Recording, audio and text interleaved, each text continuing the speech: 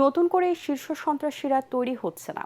আগে যারা ছিল তাদের নাম ভাঙিয়ে সন্ত্রাসী কার্যক্রম চালিয়ে পরিস্থিতি অস্থিতিশীল করার চেষ্টা করা হচ্ছে বলে জানিয়েছেন ডিএমপি ভারপ্রাপ্ত পুলিশ কমিশনার মোহাম্মদ সরওয়ার পুলিশের তৎপরতা না থাকলে প্রতিনিয়ত অপরাধ সংঘটিত হতো বলেও জানান কমিশনার। এদিকে শীর্ষ সন্ত্রাসী টিটন হত্যায় ছায়া তদন্তে নেমে এসেছে। আসামিদের গ্রেপ্তারে অভিযান চালাচ্ছে RAB. Monir Hossain তপুর report. New market এলাকায় শীর্ষ সন্ত্রাসী টিটন হত্যার ৭২ ঘণ্টা পার হলেও মূল রহস্য এখনও উন্মোচন করতে পারেনি আইনশৃঙ্খলা বাহিনী।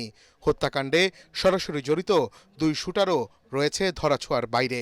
এই হত্যাকাণ্ডের সাথে জড়িতদের গ্রেফতারে মাঠে নেমেছে র্যাব। তদন্তের স্বার্থে কারো নাম প্রকাশ করেনি সংস্থাটি।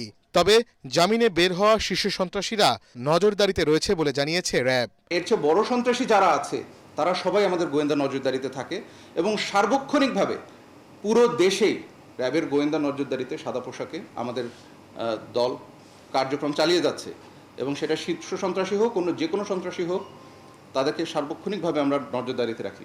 টিটন হত্যা নিয়ে সুনির্দিষ্ট কোনো তথ্য দেয়নি ডিএমপি।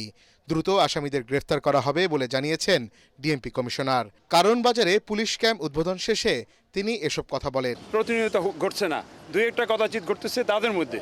তারা কিন্তু ওই সাধারণ জনগণকে বা সাধারণ মানুষকে কিন্তু আক্রমণ করতে পারতেছে না আমাদের নজরদারি এবং অ্যাকশন নেওয়ার জন্য। তথ্য আছে, যেগুলো আছে ওগুলো অ্যারেস্ট করার জন্য অভিযান চলতেছে। এখন তো বললে ওরা পালিয়ে যাবে। এদিকে ক্রাইম রিপোর্টার্স অ্যাসোসিয়েশনের সংবাদ সম্মেলনে হত্যা মামলার বাদী শীর্ষ সন্ত্রাসী খন্দকার নঈম আহমেদ টিটনের বড় ভাই দাবি করেন, গণমাধ্যমে অডিও রেকর্ডের মাধ্যমে প্রধান অভিযুক্ত পিচ্চি হেলাল মিথ্যাচার চালাচ্ছে। পিচ্চি হেলালের অডিও রেকর্ডে বলেছে আমার ভাইয়ের ফরেনসিক মোবাইলের ফরেনসিক করার জন্য আমিও তার সাথে একমত, এবং সেই সাথে আমিও দাবি করছি তারও মোবাইলগুলো ফরেনসিকে নেওয়া হোক, কারণ আমি কিন্তু সুষ্ঠু বিচারের জন্য এখানে আসছি। দ্রুত আসামিদের আইনের আওতায় আনার দাবি টিটনের পরিবারের। মনির হোসেন তপু, এটিএন বাংলা, ঢাকা।